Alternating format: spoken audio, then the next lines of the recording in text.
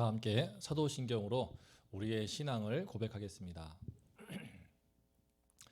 전능하사 천지를 만드신 하나님 아버지를 내가 믿사오며 그 외아들 우리 주 예수 그리스도를 믿사오니 이는 성령으로 잉태하사 동정녀 마리아에게 나시고 본디오 빌라도에게 고난을 받으사 십자가에 못 박혀 죽으시고 장사한 지 사흘 만에 죽은 자 가운데서 다시 살아나시며 하늘에 오르사 전능하신 하나님 우편에 앉아 계시다가 저리로서 산 자와 죽은 자를 심판하러 오시리라. 성령을 믿사오며 거룩한 공회와 성도가 서로 교통하는 것과 죄를 사하여 주시는 것과 몸이 다시 사는 것과 영원히 사는 것을 믿사옵나이다. 아멘. 다 함께 찬송가 64장을 부르심으로 새벽 예배를 주님께 올리겠습니다. 찬송가 64장입니다.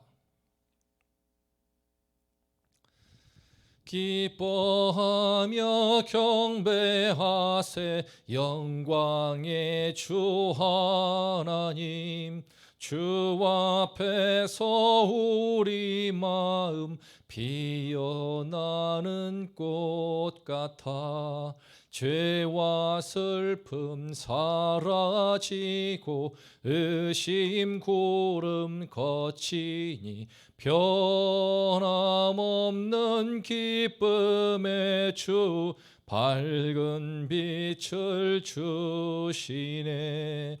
땅과 하늘 만물들이 주의 솜씨 빛내고 별과 천사 노랫소리 끊임없이 드높아 물과 숲과 산과 골짝 들판이나 바다나 모든 만물 주의 사랑 기뻐 찬양하여라. 우리 주는 사랑이요 복의 근원이시니 삶이 기쁜 샘이 되어 바다처럼 넘치네. 아버지의 사랑 안에 우리 모두 형제니 서로 사랑하게 도와주시옵소서. 새벽별의 노래 따라 힘찬 찬송 부르니 주의 사랑 줄이 되어 한맘 되게 하시네. 노래하며 행진하여 싸움에서 이기고 승전가를 높이 불러 주께 영광 돌리세. 아멘.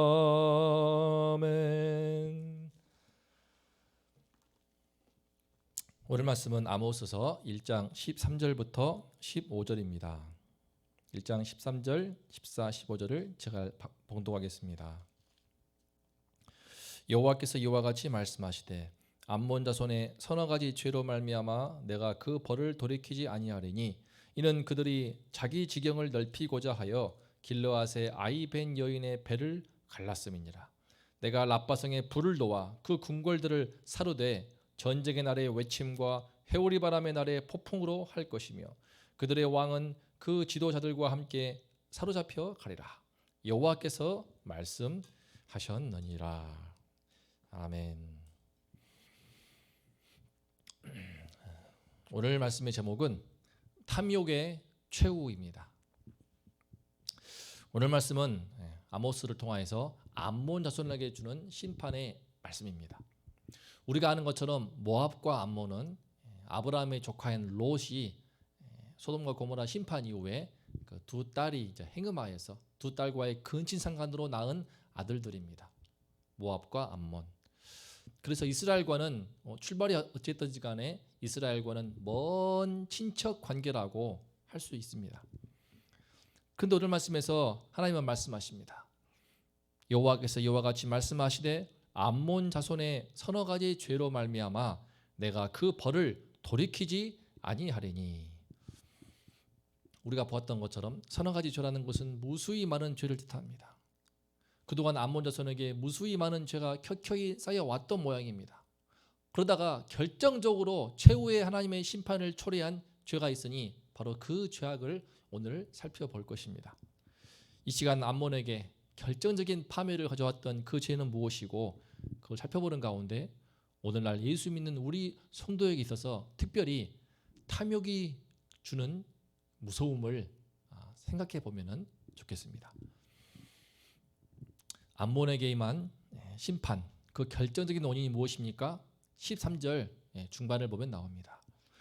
이는 그들이 자기 지경을 넓히고자 하여 길르앗의 아이 벤 여인의 배를 갈랐음이니라. 길르앗의 아이 벤 여인, 임산부의 배를 가르는 끔찍한 죄악 때문이었습니다. 이것이 암몬 족속이 결정적으로 심판을 받게 된 가장 큰 죄악이었습니다.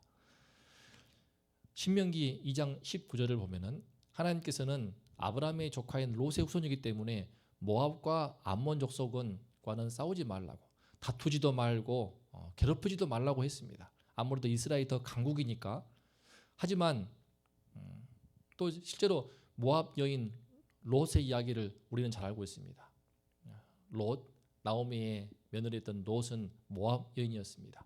하지만 하나님께서는 그녀를 하나님 백성으로 삼아주시고 예수 그리스도의 족보에도 올리시지 않습니까? 이렇게 하나님 보시기에 암몬과 모압은 상당히 좀 하나님이 특별하게 생각하시는 그런 민족이었습니다. 하지만 정작 암몬은 그렇지 않았습니다. 내일은 모압을 볼 터인데 암몬의 경우에는 끊임없이 이스라엘을 괴롭히더니 심지어는 임산부의 배를 갈라 죽이고 태아까지 살해하는 끔찍한 죄악을 한 건 한 것 때문에 그런 것이 아닙니다. 그쪽의 임산부들을 전부 다 그렇게 씨를 말리듯 도륙한 것을 볼 수 있습니다. 그들이 왜 이렇게 사람으로서는 해서는 안 될 끔찍한 죄악을 참 형제까지 아니더지만 먼 친척 관계인 그 이스라엘에게 이렇게 죄악을 자행했을까요? 13절을 다시 보면은 자기 지경을 넓히고자 하여 그들은 길르앗 땅까지 자기 지경을, 자기들 땅을 넓히고자 원했습니다. 한마디로 길르앗 땅을 탐낸 것입니다. 길르앗 지역은 나중에 신명기 2장에 나오는데 그 이스라엘이 가나안 땅에 들어가기 전에 요단강 동편에서 아모리 족속의 두 왕들이 이스라엘을 먼저 침공합니다. 먼저 헤스본 왕 시온과 바산한 왕 옥이 침공하는데 그들과 맞서 싸움으로써 물리쳐서 하나님께서 허락하신 땅이 바로 이곳 지역입니다. 요단강 동편 지역, 그곳에 길르앗이 있습니다. 그러니까 길르앗은 이스라엘에게 속한 땅이지 암몬이 요구할, 암몬에게 어떤 권리를 주장할 수 없는 땅입니다. 하지만 그들은 그 땅이 매우 탐났던 것 같습니다. 그들은 자기 땅을 그 길르앗 지역까지 넓히기 위해서 호시탐탐 기회를 노리다가 자주 침공을 했던 모양입니다. 그러다 나중에는 그곳에 있는 임산부까지 이스라엘 자손들의 씨를 말리기 위해서 아예 대항할 수 없게끔 임산부들까지 전부 다 죽이고 그 태아까지 살해하고 만 것입니다.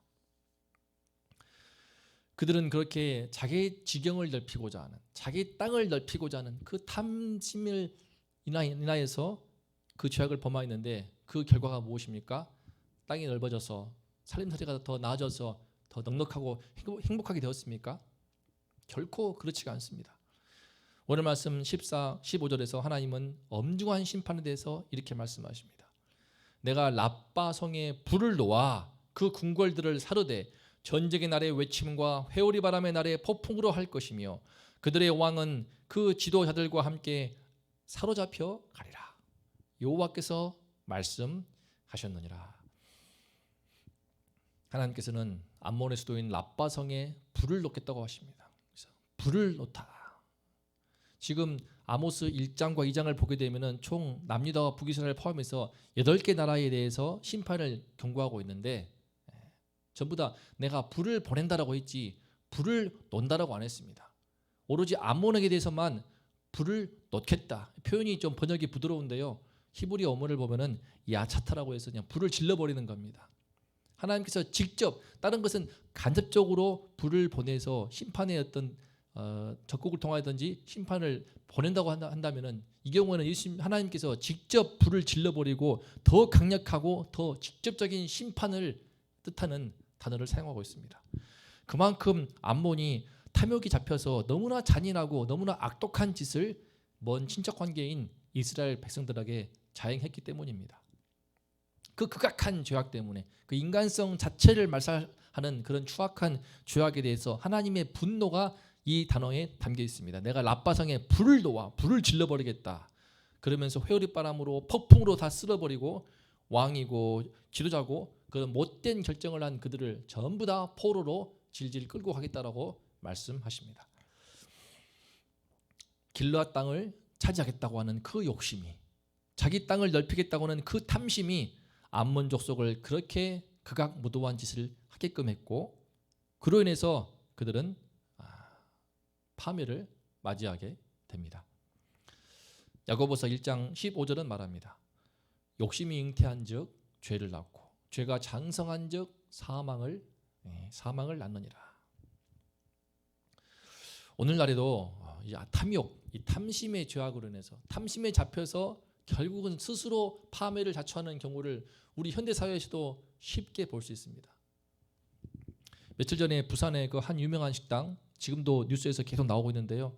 한 유명한 식당이 어묵탕 육수를 재사용하다가 손님이 좀 따뜻하게 뜨거운 거 달라고 했더니 그거를 다시 부어서 주는 그 장면을 목격한 한 고객으로 인해서 이 육수 재사용이 들통났습니다. 신문 기사를 보면은 사실로 밝혀진 육수 재사용, 부산 어묵탕 집의 최후, 이렇게 기사가 나옵니다. 그들의 최후가 어떠했을까요? 식품위생법 위반으로 인해서 영업정지, 행정처분을 받았고 형사고발까지 당한 상태라고 합니다.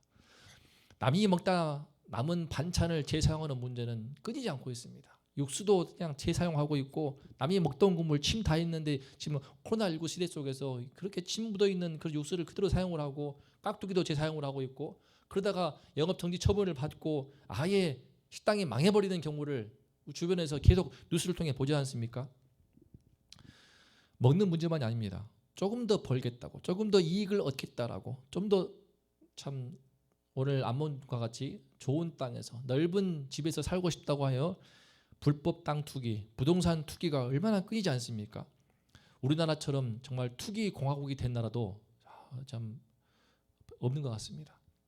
이 문제는 이 투기하는 그 탐심이라는 것이 끝이 없어서, 제가 이제 밖에서 작년에 함께 일을 해보면서 만났던 여러 세상 사람들을 보았는데, 부동산 투자를 해서 1억을 벌었습니다. 그런데 만족을 못하고 또 3억을 벌었다고 합니다. 집안이 또 합심을 해서 3억을 벌었는데 이제는 10억을 벌겠다고 하고, 10억을 벌은 다음에는 자기 인생의 목표가 100억을 버는 것이라고 합니다. 저하고는 친하게 지냈던 한 형님이지만 그렇게 끝없이 탐심은 이게 끝이 없는 것입니다. 잠언 1장 19절은 말합니다. 이익을 탐하는 모든 자의 길은 다 이러하여 자기의 생명을 잃게 하느니라. 이익을 탐하지 않은 사람이 이 세상에 어디 있습니까? 특히 자본주의 세상 속에서는 더욱더 이익을 탐하는 것을 권하는 시대인데, 하지만 예수님은 말씀하십니다. 삼가 모든 탐심을 물리치라. 사람의 생명이 그 소유에 넉넉한 데 있지 아니하니라. 예수님께 나와서 하나님 나라를 어떻게 갈 수 있냐고 하던 그 부자 청년이 돈을 버리지 못하여 뒤돌아서는 그 모습 앞에 주님이 하신 말씀입니다. 탐심을 물리치라. 사람의 생명이 그 소유에 넉넉한 데 있지 않다. 탐심이라는 것이 참으로 무서운 것은 한번 탐심이 발동이 되고 불이 붙어버리면 끌 수가 없다는 것입니다. 제동이 되지를 않습니다.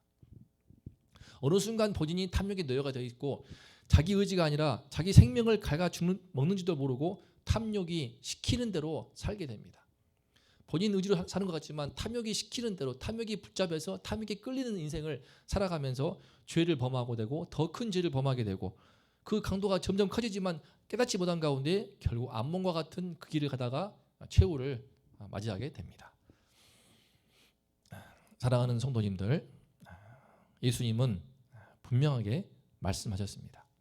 사람의 생명이 그 소유에 넉넉한 데 있지 않다. 복음서에서 여러 차례 나오는 말씀입니다. 사람의 생명이 그 소유에 넉넉한 데 있지 않다. 소유의 많고 적음, 내 차에 좋고 나쁨, 내 집에 넓고 작음, 내 땅에 크고 작음, 내 아파트 값에 높고 낮음에 결코 우리의 생명이, 우리 가문과 우리 가정의 행복이 거기에 달려있는 것이 아닙니다. 하지만 탐욕을 미화하고 있는 이 자본주의 세상은 자꾸 탐욕을 권장하고 탐욕을 조장합니다. 비트코인을 해서 10억을 벌었다고 한다. 투기를 해서 저기에서 3억을 벌었대. 당첨이 되어서 10억을 벌었대. 끊임없이 이런 소리를 듣는 가운데 우리 가운데 나도 모르게 탐욕이 깊이 있게 뿌리를 내리고, 그 뿌리 내리는 탐욕 속에서 많은 예수를 믿는 성도조차 교회를 떠나고 예배가 멀어집니다. 탐욕이라는 것은 하나님 나라가 아닌 이 세상 나라가 전부인 것처럼 만드는 그런 무서운 마력을 갖고 있습니다. 그래서 점점 눈에 보이는 탐심 때문에 뭔가 더 들지 모르지만 하나님 나라의 기쁨을 잃어버리고 행복을 잃어버리고 그 축복을 전부 다 놓치고 있어 버리지만, 그러면서 본인의 가정이, 가문이 멸망의 길을 가는데도 전혀 알지를 못하는 것입니다. 아간이 그렇게 해서 그 가문이 통째로 멸망을 받게 되고, 가룟 유다도 만세에 걸쳐서 저주의 대상이 된 것도 그 탐욕 때문이었습니다. 오늘 말씀 암몬이 망하게 된 것도 결국은 그 탐욕 때문에, 길르앗을 대한 탐욕 때문에 그 끔찍한 죄를 범하게 되면서 결정적으로 심판에 처하게 되었습니다. 탐욕스럽게 번 돈, 탐욕스럽게 얻은 소유가 결코 우리에게 행복을 주지 않습니다. 많든 적든 하나님께서 허락하신 돈, 하나님께서 허락하신 그만큼의 소유가 나와 내 가정에 가장 큰 행복과 만족감을 주는 법입니다. 주님 안에서 이미 생명을 누리고 있기 때문에, 이 땅에 하나님 나라의 모든 은혜를 약속받았기 때문에 나와 함께 하신 하나님께서 이 땅에서 필요하시는 그때그때 필요를 채우시고 공급하시는, 그렇기 때문에 그 주신 공급하시는 소유만큼으로 우리는 충분합니다. 충분히 주님 안에서 기쁘고 감사하고 나의 주심에, 허락하심에 만족하며 할 수 있습니다. 이것이 예수를 믿는 성도가 이 땅에서 살면서 누릴 수 있는 정말 은혜로운 축복 중에 하나입니다. 바울은요, 이 비결을 완벽히 체득하여서 이와 같이 말합니다. 나는 어떠한 형편에든지